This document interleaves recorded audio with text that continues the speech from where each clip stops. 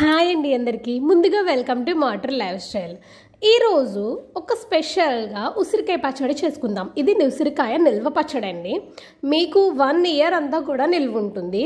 కానీ ఉసిరికాయలు అనేది ఈ సీజన్లోనే దొరుకుతాయి కాబట్టి ఖచ్చితంగా మీరు అందరూ ట్రై చేయండి. సో నేనైతే అరకేజీ ఉసిరికాయలు తీసుకున్నాను. ముందుగా వాటర్లో 2-3 టైమ్స్ బాగా వాష్ చేసుకోవాలండి. బాగా వాష్ చేసుకుని ఒక నాప్కిన్ తీసుకుని మన చేతుల్ని కూడా బాగా శుభ్రంగా తుడుచుకుని, అలాగే కాయలన్నింటినీ కూడా ఒక నాప్కిన్తో బాగా శుభ్రంగా తుడుచుకోవాలండి. మీరు వాడే ప్లేట్స్ కానీ స్పూన్స్ కానీ మీ చేతులు కానీ గిన్నెలు కానీ ప్లేట్స్ కానీ ఏదైనా సరే పొడిగా ఉండేలా చూసుకోండి. ఏదైనా ఇన్కేస్ తడిగా ఉంటే నాప్కిన్ పెట్టుకుని తుడుచుకుని అప్పుడు ఈ పచ్చడికి యూజ్ చేసుకోండి. అప్పుడు మీకు ఏడాదంతా నిల్వ ఉంటుంది. టేస్ట్ మారదు, రుచి మారదు, కలర్ కూడా మారదండి. సో ఏంటంటే మన చేతులు బాగా శుభ్రంగా తుడుచుకున్నాక అలాగే ఉసిరికాయలను కూడా నాప్కిన్లో పెట్టుకుని 1-2 సార్లు బాగా శుభ్రంగా తుడుచుకుని ఒక ప్లేట్లో వేసుకోండి. మీకు అంతగా అనుమానం అయితే తుడుచుకున్న ప్లేట్ని 1 గంట అలా ఒక పక్కన పెట్టండి. గాలికి ఏదైనా తడి ఉంటే ఆరిపోతుంది. తర్వాత ఏంటంటే ఇక్కడ ఎక్కడైనా ఇలా మచ్చల కింద కానీ ఏదైనా చిన్న వాటి కింద ఉంటే అవి పైన చాకుతో తీసుకున్నాక వాటిని మనం పచ్చడికి యూజ్ చేసుకోవచ్చు. ఇప్పుడు ఏంటంటే నేను చూపిస్తున్న విధంగా ఒక ఉసిరికాయలని ఒక 5-6 పొడుగు కింద అంటే పొడుగ్గా ముక్కల కింద అనమాట అండి కట్ చేసుకోవాలండి.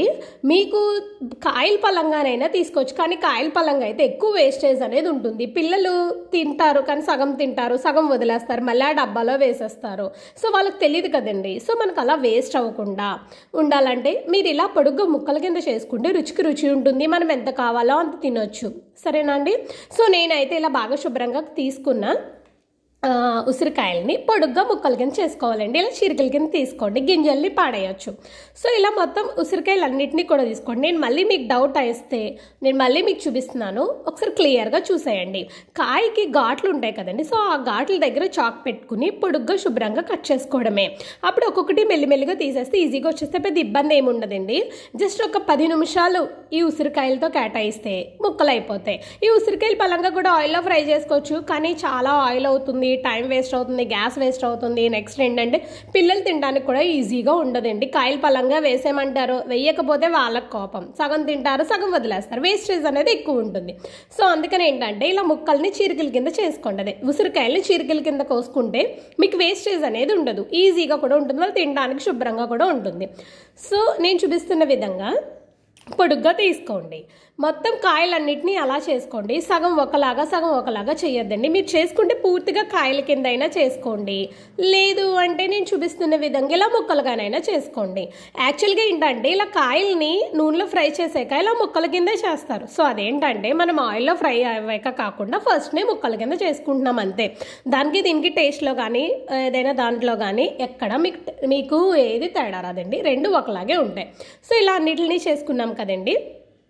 ఇప్పుడు దీన్ని పక్కన పెట్టేసి ఇప్పుడు ఏంటంటే స్టవ్ వెలిగించుకుని ఒక కడాయి పెట్టుకోండి. దాంట్లో 1/2 టీ స్పూన్ మెంతులు వేసుకుని ఒకసారి బాగా ఫ్రై చేసుకోండి. అలాగే 1 టీ స్పూన్ జీలకర్రని తీసుకుని బాగా ఫ్రై చేసుకున్నాక 2 టీ స్పూన్ల ఆవాలు తీసుకుని డ్రై రోస్ట్ అండి, మరీ బ్లాక్గా రావద్దు. బ్లాక్గా వచ్చిందంటే మీకు మొత్తం పికిల్ టేస్టే మారిపోతుందండి. సో లైట్ బ్రౌన్ కలర్ వేయించుకున్నాక ఒక ప్లేట్లోకి తీసుకుని పక్కన పెట్టేసుకోండి. అదే ప్యాన్లో నేనైతే పల్లీల నూనె తీసుకున్నాను. మీరు వీలుంటే పల్లీ నూనె కానీ నువ్వుల నూనె కానీ తీసుకోవచ్చు. లేదు 2 అవైలబుల్గా లేకపోతే మీరు వంట చేసే ఆయిల్ తోటైనా మీరు తీసుకోవచ్చు, ఏదైనా చేసుకోవచ్చు. సో ఏంటంటే ఆ నూనె తీసుకుని కొంచెం నూనె ఎక్కువగానే పడుతుందండి. ఆయిల్ తీసుకున్నాక ఈ ముక్కలన్నిటిని ఫ్రై చేసుకోండి. మనకి కాయల పలంగా అయితే టైం ఎక్కువ అవుతుందండి, మరి కాయ అంతా ఫ్రై అవ్వాలి కదండి. సో ఇలా ముక్కల కింద చేసుకోవడం వల్ల కలుపుకోవడానికి కానీ ఫ్రై అవ్వడానికి కానీ ఈజీగా ఉంటుంది, టైం కూడా వేస్ట్ అవ్వదు. చూడండి ఒక 5 మినిట్స్కే కలర్ చేంజ్ అయింది కదా. ఇప్పుడు దీన్ని ఏదైనా ఒక చాక్తో కానీ స్పూన్తో కానీ జస్ట్ టెస్ట్ చేయండి. మరీ పేస్ట్లా కాకుండా మరీ గట్టిగా కాకుండా జస్ట్ ఇలా గుచ్చితే దిగిపోయేలాగా ఉన్నప్పుడు ఫ్రై చేసుకోవడమే. మనకు ఆల్రెడీ ఫ్రై అయిపోయింది. ఇప్పుడు ఏంటంటే స్టవ్ ఆఫ్ చేసి వీటన్నిటిని ఆయిల్ రాకుండా ఒక ప్లేట్లోకి తీసుకోండి. ముక్కలన్నిటిని ఒక ప్లేట్లోకి తీసుకుని బాగా చల్లారబెట్టుకోవాలండి. ఎందుకంటే ఇది వేడిగా ఉన్నప్పుడు అయితే మనం ఏది పికిల్ పెట్టుకోకూడదు, బాగా చల్లారనివ్వాలండి. సో అందుకని ఏంటంటే మొత్తం ఆయిల్ రాకుండా ముక్కలన్నిటిని గరిటతో తీసుకుని ఒక ప్లేట్లోకి తీసుకోండి. ఇప్పుడు ఏంటంటే సేమ్ ఆయిల్లో 1 టీ స్పూన్ ఏమో ఆవాలు, కొంచెం కచ్చా బచ్చాగా దంచుకున్న వెల్లుల్లి రెబ్బలు, అలాగే ఒక 3 ఎండుమిర్చి, కొంచెం ఇంగువ. మీకు ఇంగువ ఫ్లేవర్ ఇష్టం లేకపోతే స్కిప్ చేయొచ్చు, కానీ ఇంగువ ఫ్లేవర్తో ఒకసారి ట్రై చేయండి, టేస్ట్ అయితే ఆసమ్గా ఉంటుంది. సో ఇవన్నీ పోపులన్నిటినీ సిమ్లో పెట్టుకోండి, హైలో అయితే అసలు పెట్టద్దు. సిమ్లో ఒక్క నిమిషం జస్ట్ అలా వేయించి స్టవ్ ఆఫ్ చేసేయండి. ఎందుకంటే ఆల్రెడీ ఉసిరికాయలు ఫ్రై అయినాయి కదండి, సో ఆ హీట్ అనేది సరిపోతుంది. సో జస్ట్ అలా ఫ్రై చేసుకుని పక్కన పెట్టేసుకుని స్టవ్ ఆఫ్ చేసుకోండి. ఇప్పుడు ఏంటంటే ఒక మిక్సీ జార్ తీసుకుని ముందుగా మనం ఫ్రై చేసుకున్నాం కదండి మెంతులు, జీలకర్ర, ఆవాలు, వాటిని ఫైన్ పేస్ట్ కాదు పౌడర్, నేను చూపిస్తున్న కన్సిస్టెన్సీ వచ్చేలాగా ఫైన్ పౌడర్ చేసుకోండి. ఇప్పుడు ఏంటంటే మనం ఒక బౌల్లోకి తీసుకున్నాం కదండి ఉసిరికాయ ముక్కలు, దాంట్లోకి 1/2 కప్ ఉప్పు, 1/2 కప్ కారం తీసుకోండి. నేనైతే కారం కన్నా ఉప్పు కొద్దిగా తక్కువ తీసుకున్నాను, కావాలంటే లాస్ట్లో యాడ్ చేసుకోవచ్చు. అలాగే కొన్ని వెల్లుల్లిపాయలు పొట్టు తీసుకుని వేసుకోండి. ఒకసారి ఈ 3 మిక్స్ అయ్యేలాగా బాగా కలుపుకున్నాక ఫస్ట్ ఈ 3 కలిసేలాగా బాగా పైకి కిందికి బాగా కలుపుకోండి. కారము, ఉప్పు, అలాగే వెల్లుల్లిపాయలు వేసుకోవడం వల్ల చాలా మంచి ఫ్లేవర్ వస్తుంది. వెల్లుల్లిపాయలు అసలు స్కిప్ చేయొద్దు. దాని తర్వాత ఏంటంటే బాగా చల్లారిపోయిన పోపులు, ఆయిల్ ఉంది కదండి, మొత్తం ఆయిల్ అంతా వేసేసుకోండి. ఇంకొకసారి బాగా మిక్స్ చేసుకోండి. ఇది ఒకసారి బాగా మిక్స్ చేసుకున్నాక ఇప్పుడు మనము మిక్సీలో పౌడర్ పట్టుకున్నాం కదండి, సో ఆ పౌడర్ని ఇప్పుడు యాడ్ చేసుకుందాం. ఫస్ట్లో కాకుండా ఇలా ఆయిల్ వేసుకున్నాక మిక్స్ చేసుకుంటే ఆయిల్లో కలిసి ముక్కలకు అది బాగా పడుతుందండి. సో అందుకని ఏంటంటే ఒకసారి బాగా మిక్స్ చేసుకోండి. మీరు ఎంత బాగా మిక్స్ చేస్తే అంత టేస్ట్ బాగుంటుంది. ఎందుకంటే ఉప్పు కారం అనేది ఒక సైడ్కి ఉండిపోయే అవకాశం ఉంటుంది. సో అందుకని ఏంటంటే బాగా మిక్స్ చేసుకోండి.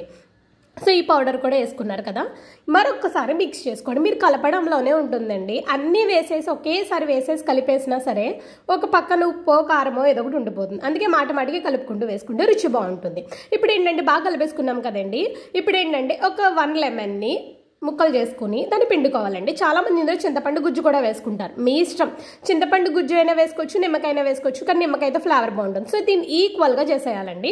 ఈక్వల్గా చేసేసుకుని ఆయిల్ అంతా పైకి తేలుతుంది కదండి, సో ఈక్వల్గా మనం చేసుకున్నాక చుట్టూరు ఏదైనా ఒక క్లాత్తో కానీ టిష్యూతో కానీ ఏదైనా పేపర్తో కానీ చుట్టూరు ఆయిల్ కానీ సాల్ట్ కానీ ఏదైనా కారం కానీ ఏదైనా పడి ఉంటే దాన్ని క్లీన్గా నీట్గా తుడుచుకున్నాక మూత పెట్టేసుకుని దీన్ని ఒక రోజు పాటు పక్కన పెట్టేయండి. అసలు ఏమి కదపద్దు, ఏమీ చేయొద్దు మీరు. సో ఆల్రెడీ 1 డే అయిపోయింది. ఆ 1 డే తర్వాత తీసి చూస్తే ముక్కలు ఊరి ఫ్లేవర్ స్మెల్ సూపర్ ఉందండి. ఆయిల్ అంతా పైకి తేలిపోయింది. సో ఒకసారి మీరు ఇలా ట్రై చేసి ఎలా ఉందో షేర్ చేయండి. అంతేనండి, ఉసిరికాయ పచ్చడి రెడీ.